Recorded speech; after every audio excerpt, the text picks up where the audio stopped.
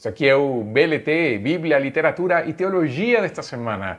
Nós estamos muito felizes de estarmos aqui reunidos para compartilhar um pouco da Palavra de Deus. Isto é BLT, Bíblia, Literatura e Teologia, porque se a Bíblia é o nosso alimento, uma boa teologia acompanhada de uma excelente literatura fará da nossa vida devocional e de nossa vida cristã uma vida muito mais abundante, prazerosa.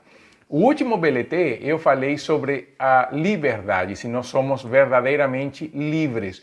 Eu quero continuar e encerrar esse assunto no BLT de hoje com a pergunta: somos livres? Segunda parte desta conversa sobre liberdade.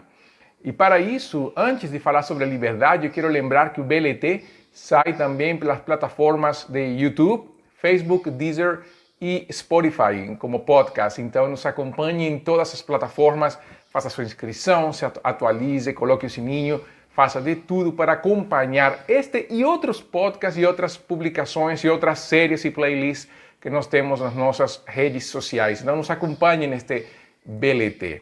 Então vamos com liberdade e lembramos, é claro, da bandeira de Minas Gerais, essa bandeira simples porém preciosa, que tem aquela inscrição libertas, quais será também, que quer dizer liberdade ainda que tardia. E quando lembramos disso, é claro que liberdade individual, e eu falei isso no último BLT, é relativo porque é uma ilusão. Nós somos livres de alguém para nos tornar escravos do outro. É o que acontece quando as pessoas viajam, pelo menos de um país para o outro. Os refugiados, por este caso, um livro que eu escrevi, que está ali, Orando pelos Refugiados, eu falo um pouco disso. Uma das questões que nós temos é que as pessoas, quando são refugiadas, elas saem de uma situação, fugem do país, querendo ser livres dessa opressão, mas quando chegam no outro país, é claro, eles se tornam pessoas que devem viver de acordo com as leis do outro país. Então, até certo ponto, nós não somos livres. A nossa liberdade dentro dos preceitos da lei, ela está amparada dentro dos limites que a própria lei dá. Nós somos livres para cumprir a lei. Então, nesse sentido é que nós vamos falar sobre o nosso BLT, sobre as escolhas morais. Nós temos realmente liberdade de escolher moralmente? Nós temos essa questão de liberdade moral? Existe aquela coisa de um livre-arbítrio pleno e completo? Vamos falar um pouco sobre isso no dia de hoje. Então vamos com uma primeira parte. Os nossos primeiros pais, quando nós lembramos de Adão e Eva e vamos para o Gênesis, eles eram completamente livres para fazerem suas escolhas morais. E nós temos alguém que nós podemos dizer que eram livres, certamente, que tinham uma plena e completa liberdade, eram Adão e Eva.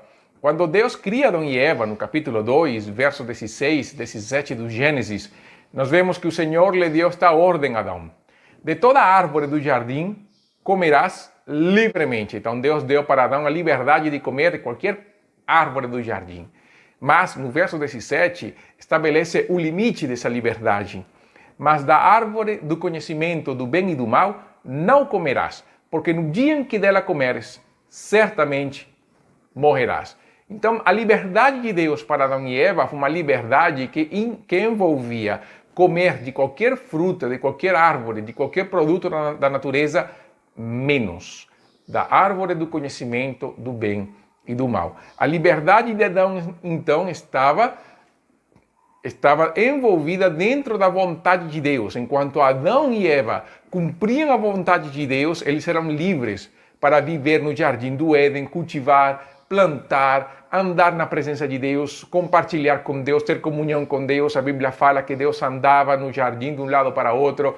Então vejam esse privilégio de Adão e Eva de contemplar Deus, de andar com Deus, de experimentar o bom da terra, essa plenitude. Eles eram livres. A Bíblia inclusive fala que eles não tinham vergonha um do outro, estavam nus e não tinham problema. Era uma situação ideal, na beleza, uma tranquilidade, uma paz e trabalho, porque eles tinham que trabalhar, mas o trabalho deles rendia seu fruto plenamente. Então eles eram livres para escolher o melhor ou o pior também, porque a árvore do conhecimento do bem e do mal estava ali, à disposição de Adão e de Eva. Então essa fase, alguns chamam ela de fase de inocência. Por quê? Porque eles eram inocentes no sentido de que eles não eram culpados de nada. Não era uma questão somente de inocência, de desconhecimento do mal, que também, nesse sentido, esta parte aqui vale, mas também a inocência de saber de que eles, perante Deus, não eram culpados, que poderiam se encontrar a Deus face a face por causa de uma santidade, por dizer de uma maneira, uma santidade passiva. Eles eram inocentes porque estavam sem culpabilidade de nada. E eles então precisavam, se era uma questão para pecar, de um estímulo externo, um catalisador, algo que despertasse neles o desejo de possuir algo que em condições normais eles não teriam necessidade. E por isso no capítulo 3 aparece a serpente como um catalisador do pecado, como alguém que vai estimular esse desejo em Adão e Eva de possuir algo que eles não tinham necessidade. Se nós vemos o diálogo do capítulo 3, é claro que a serpente vai, e falei disso também quando falei da verdade sobre a fake news, a serpente vai distorcer a palavra de Deus, ela vai tentar mostrar a palavra de Deus como algo incompleto, como que se Deus quisesse que o homem não experimentasse a verdadeira liberdade, como que se Deus estivesse tirando o melhor do homem para si e deixando o homem com a pior parte da história. A serpente fala, não? É certo que não morrereis, porque Deus sabe, está no verso 5 do capítulo 3 de Gênesis, porque Deus sabe que no dia em que dele comerdes da árvore do conhecimento, do fruto da árvore do conhecimento do bem e do mal, vossos olhos se abrirão e como Deus sereis conhecedores do bem e do mal. Essa frase envolvente da serpente, duvidar de Deus, acrescentar coisas, mostrar que Deus está como ocultando a verdade da situação, fez que no verso 6 falasse o seguinte: a mulher viu então que a árvore era boa para se comer, agradável aos olhos e árvore desejável para dar entendimento. Se despertou nela algo que não existia, olhou a árvore com cobiça. Deu então o fruto para Adão e Adão comeu. Claro que Eva comeu primeiro, deu para Adão, Adão comeu. A ordem dos fatores aqui não altera o resultado foi o pecado. Antes Eva nem queria tocar na árvore, mas agora vê na árvore algo desejável, algo precioso, uma beleza que não tinha percebido até então. Esse estado de pureza, então, de Adão e Eva, por causa do desconhecimento do bem e do mal, essa santidade inata, natural, própria desse estado em que eles estavam, acaba. Comem da árvore e essa pureza se estraga, a imagem de Deus é manchada. E se nós vemos então em Gênesis, eles começam a sentir vergonha por estarem nus, vergonha de estar na presença de Deus, fogem então da presença do Pai, a morte física e espiritual vem e o afastamento de Deus é para sempre por causa do pecado. Adão e Eva perdem então essa liberdade, perdem esse livre arbítrio que eles tiveram nessa hora. Quando Adão e Eva comem da árvore, acontece que a imagem de Deus no homem fica manchada. E quando a imagem de Deus fica manchada, vem o que a Bíblia vai mostrar, que é o estado de depravação do homem. Eu vou falar sobre isso daqui a pouco. Mas eu quero mostrar isso por quê? Porque as consequências das ações de Adão e Eva são visíveis rapidamente. Não é somente expulsar Adão e Eva do Éden. Essa foi uma característica muito marcante. Não foi somente isso. É o que vem depois. Nós vemos Caim matando Abel. Por quê? Porque para Caim era melhor matar Abel, matar o concorrente, do que se arrepender. Mas um descendente de Caim, Lameque, então faz a mesma coisa, mata um homem e se orgulha perante as suas duas mulheres, porque ele o matou porque ele foi zombado. Foi uma maneira de mostrar uma espécie de justiça própria, ao invés de procurar um juiz ou de Deus mesmo que julgasse a causa. E ali vai até Gênesis 6. E em Gênesis 6 nós vemos como é que o homem, então, esse livre-arbítrio do homem está distorcido. No capítulo 6 de Gênesis, no verso 5, a Bíblia fala que viu o Senhor que a maldade do homem se havia multiplicado na terra e que era continuamente mau todo desígnio do seu coração. Então perceba como de Adão e Eva, de uma inocência que eles tinham, uma facilidade para escolher o que é bom e é mal, nós vemos que gerações depois, no capítulo 6 de Gênesis, vemos que a condição do homem se tornou uma condição depravada. O homem, então, o desígnio, o desejo do seu coração era para praticar o mal. Então vamos fazer aqui uma ressalva, porque quando falamos assim, parece que não existisse nada de bom no homem.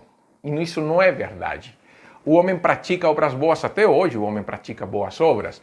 Mas a questão é, quando se colocado na presença de Deus, quando Deus enxerga a intenção do coração, quando Deus enxerga a natureza do coração humano, Deus consegue ver o que nós não vemos. Nós podemos ver as boas obras das pessoas, as boas intenções que muitas vezes têm, e tem muitas vezes, mas tudo isso está contaminado pelo pecado. As nossas boas ações estão contaminadas pelo pecado. E isso, mais na frente, Isaías vai falar disso, que nós somos como as pessoas imundas e nossas melhores obras, na verdade, são trapos de imundícia. E isso que nós vemos no livro de Gênesis. Já no capítulo 6, uma geração manchada pelo pecado, Deus destrói a humanidade, salva Noé e sua família. E quando Noé então oferece um sacrifício pacífico a Deus, um holocausto, a Bíblia fala no capítulo 8 que Deus aspirou aquele suave cheiro que vinha do sacrifício e disse consigo mesmo: não tornarei a amaldiçoar a terra por causa do homem, porque é mau o desígnio íntimo do homem desde a sua mocidade. Capítulo 8, verso 21. O desígnio do coração humano é mau desde a mocidade. Ali vem aquela questão. Nós temos como saber escolher o que é bom e é mau. A nossa capacidade de raciocínio ético e moral, ele é completamente imparcial.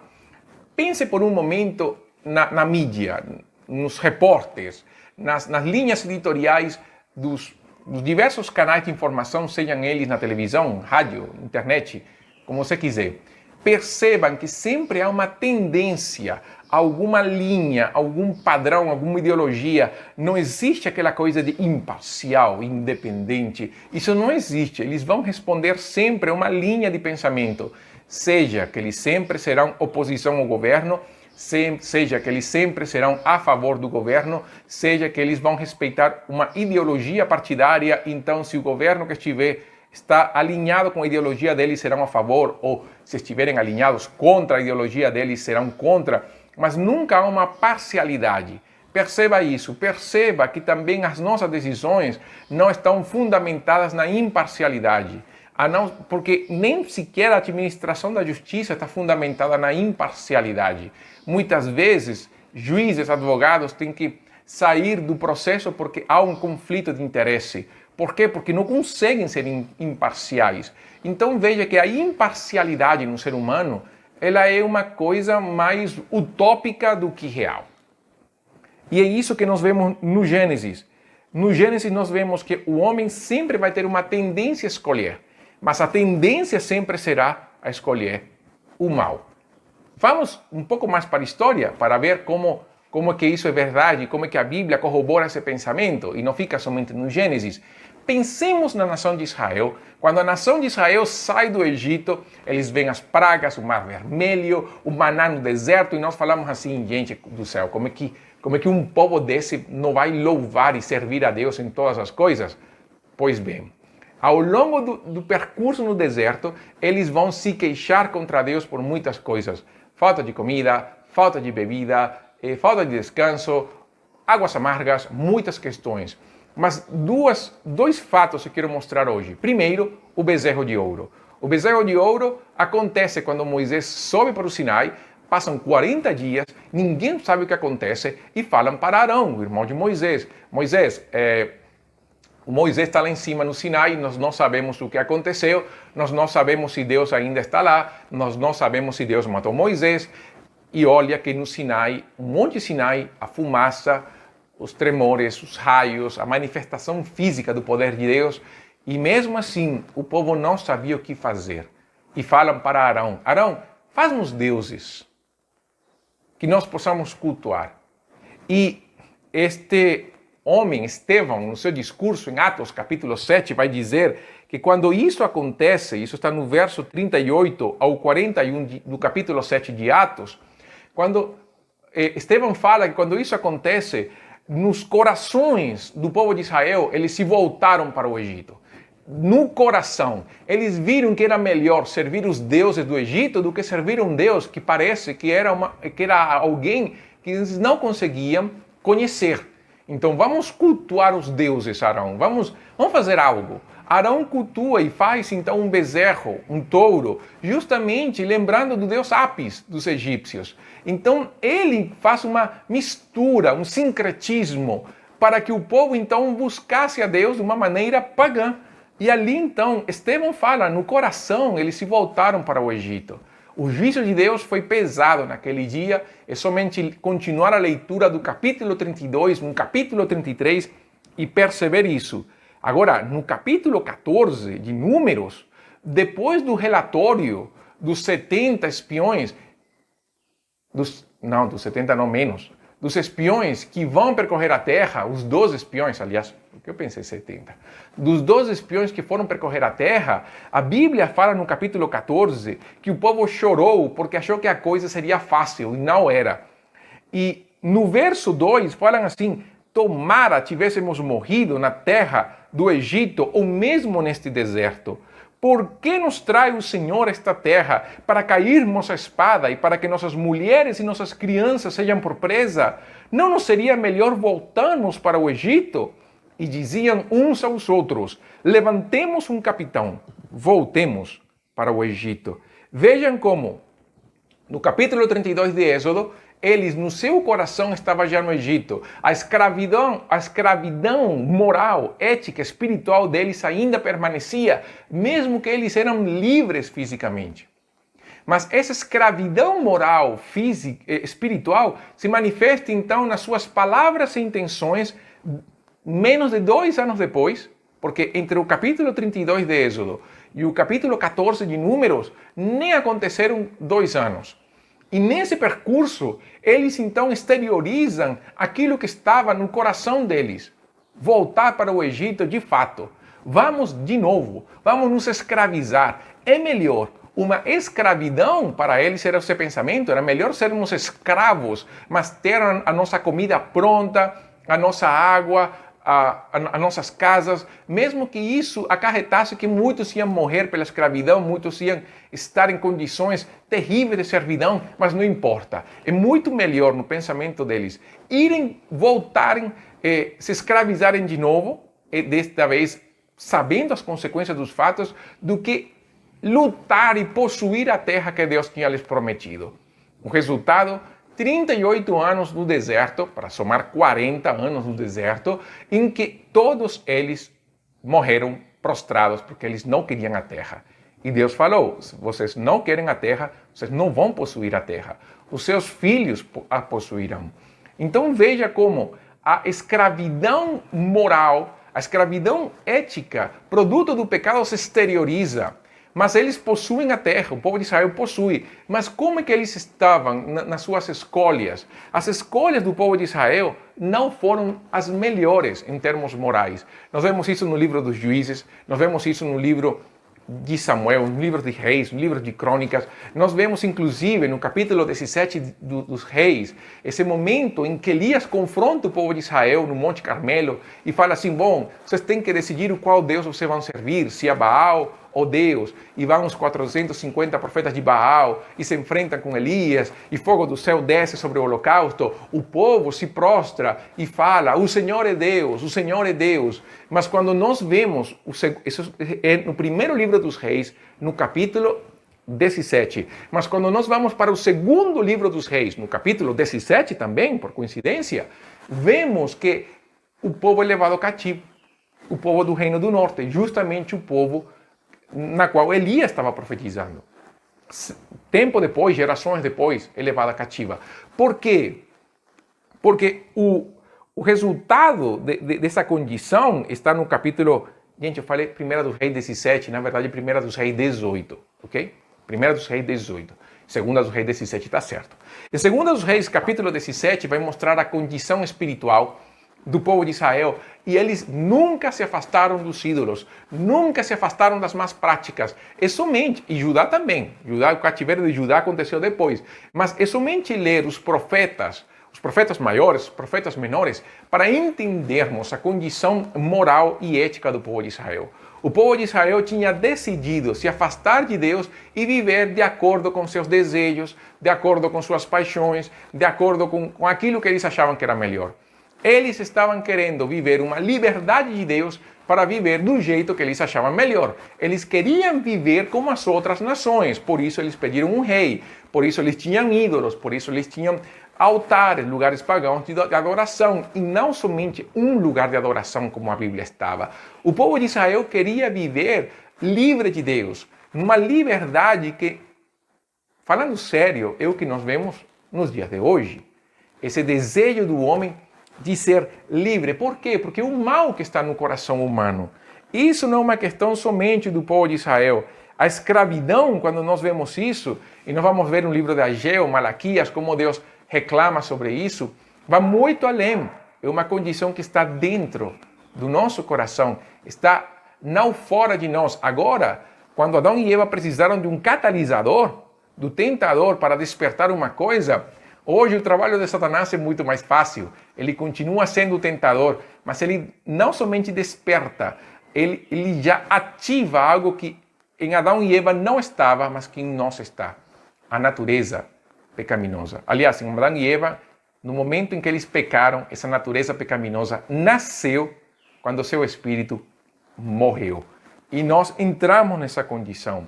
E essa é a parte mais difícil, porque quando pensamos em liberdade, nós pensamos sermos livres de alguma escravidão.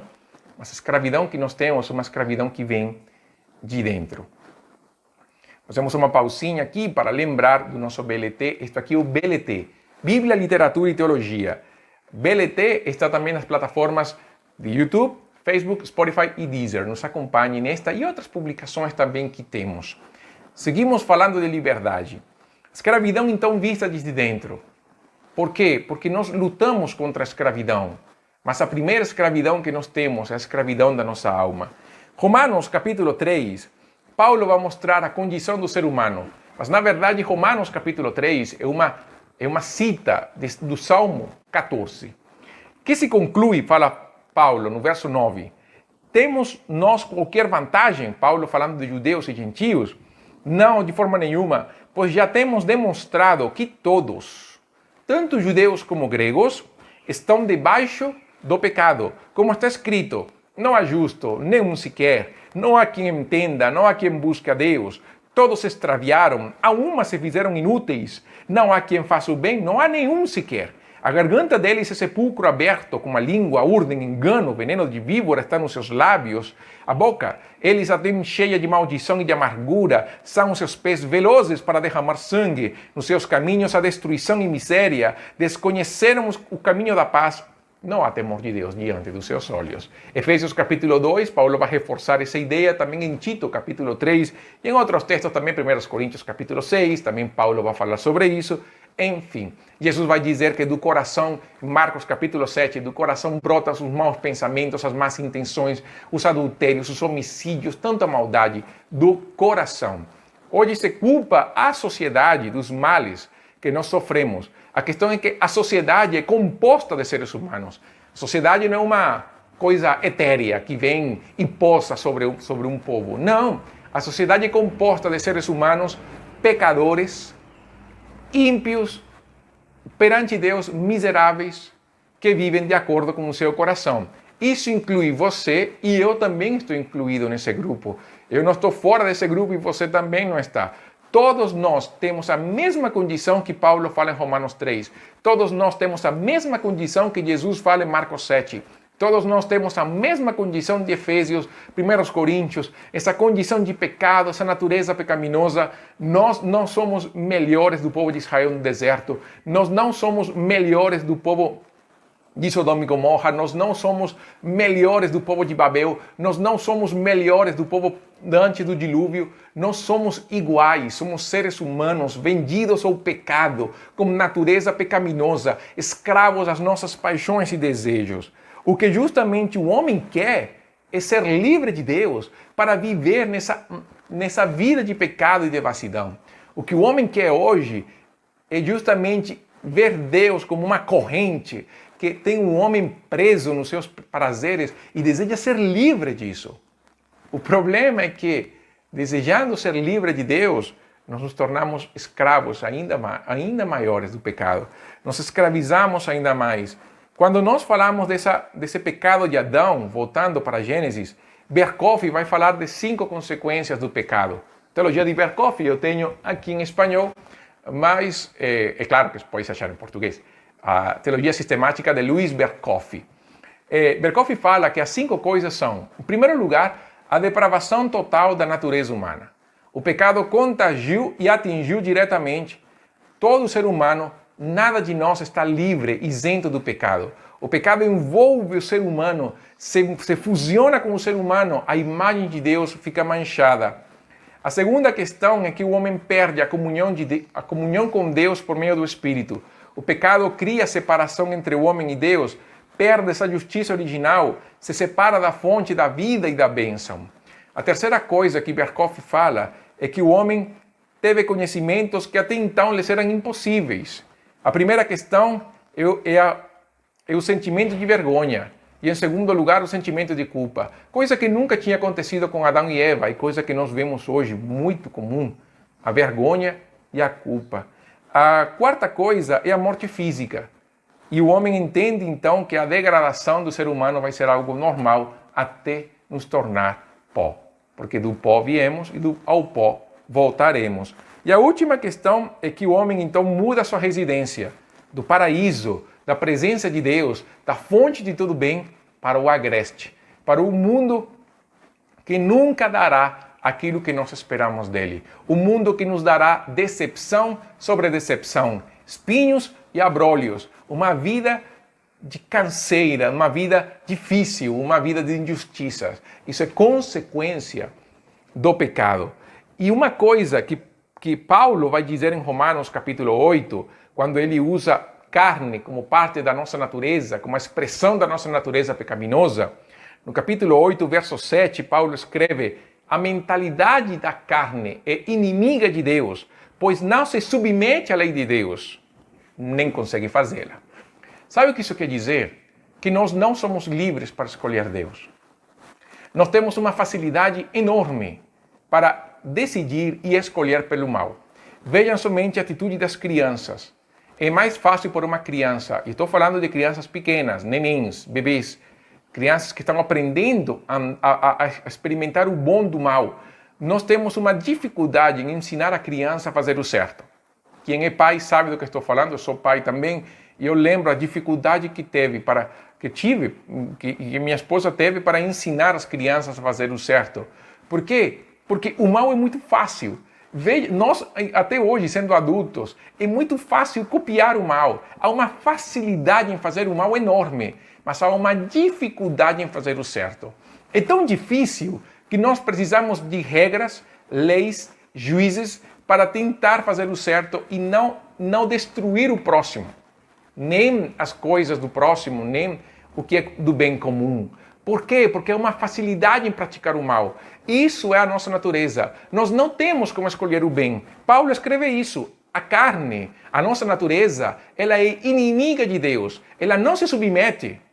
Mas mesmo que ela quisesse, não consegue. Como nós, então, podemos ser livres? Como nós podemos viver, então, essa liberdade que nos é prometida? Quando as pessoas falam, presos no pecado, a expressão meu corpo, minhas regras, essa é a nova versão de Satanás para a expressão de Gênesis, sereis como deuses, sabendo o bem e o mal. O homem deseja isso, deseja ser livre de Deus, deseja ser livre das amarras do pecado, das amarras de Deus, para viver preso no lamaçal do pecado. O problema é que o homem perde o referencial, porque Deus é o referencial do ser humano. Sem Deus, o homem não tem como encontrar referência. O homem não tem como encontrar um ponto, uma âncora, uma referência sobre a verdade, o bom, o certo, a ética. E por isso, nós vivemos hoje num tempo de relativismo, um tempo de cancelamento, um tempo onde hoje a verdade é uma questão terrível. Porque se você não concorda com uma minoria ou com uma maioria, você simplesmente é cancelado, você simplesmente é banido, você pode ser até espancado. Por quê? Porque não há referências.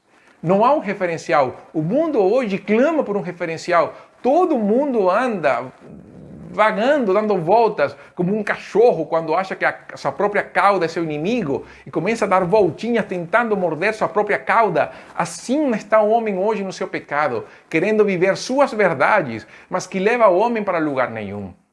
Nós precisamos simplesmente parar de morder a nossa cauda e olhar para cima.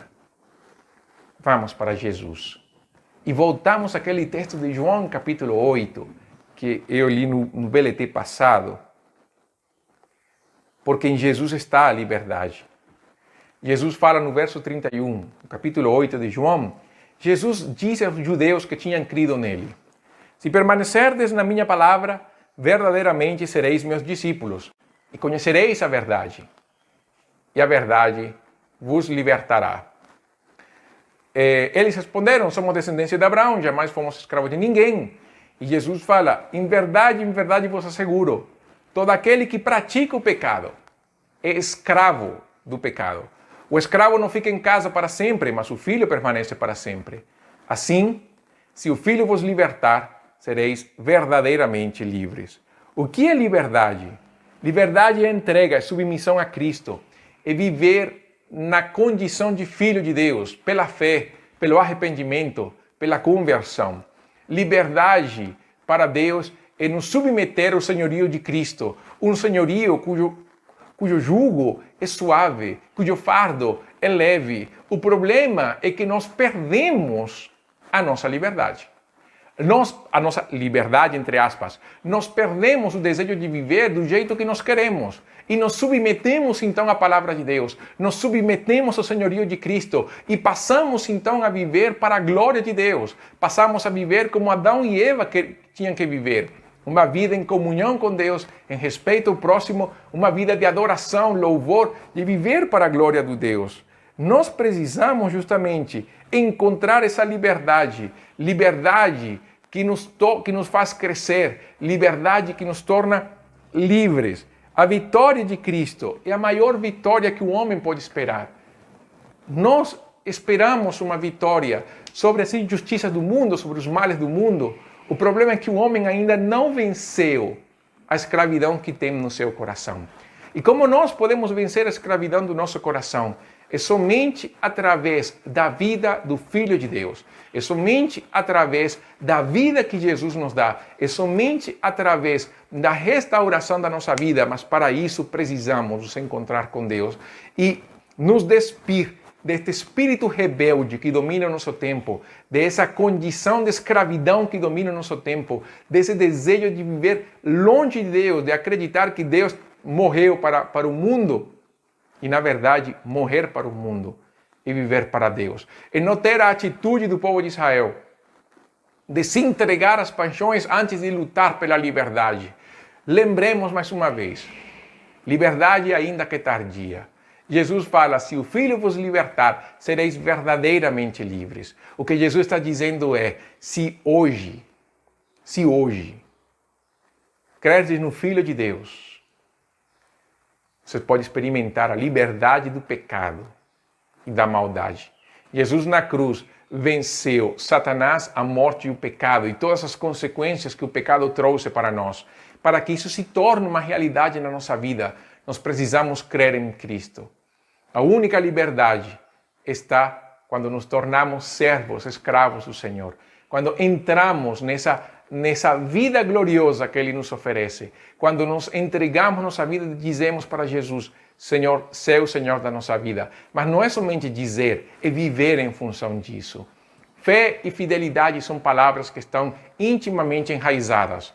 E nós precisamos viver nessa liberdade gloriosa do Filho de Deus. Viva essa liberdade. Acredite que Jesus pode libertar a sua vida, mas creia na palavra de Deus. Coloque o fundamento da sua vida na palavra de Deus. Não há outro meio, não há outro caminho, não há outro jeito. A única maneira de encontrar liberdade é no senhorio de Jesus. Por quê? Porque sendo Jesus o nosso Senhor, nós podemos vencer, porque Ele já venceu por nós. E é somente viver nessa vitória gloriosa do Filho de Deus, Jesus Cristo. Viva nessa vitória. creia no Filho de Deus. Como a Bíblia fala, arrependei-vos e creia no Evangelho. Isto foi o BLT desta semana. Nos acompanha nas nossas plataformas de Facebook e YouTube. E até uma próxima oportunidade. Isto foi BLT, Bíblia, Literatura e Teologia. Até mais, que Deus te abençoe.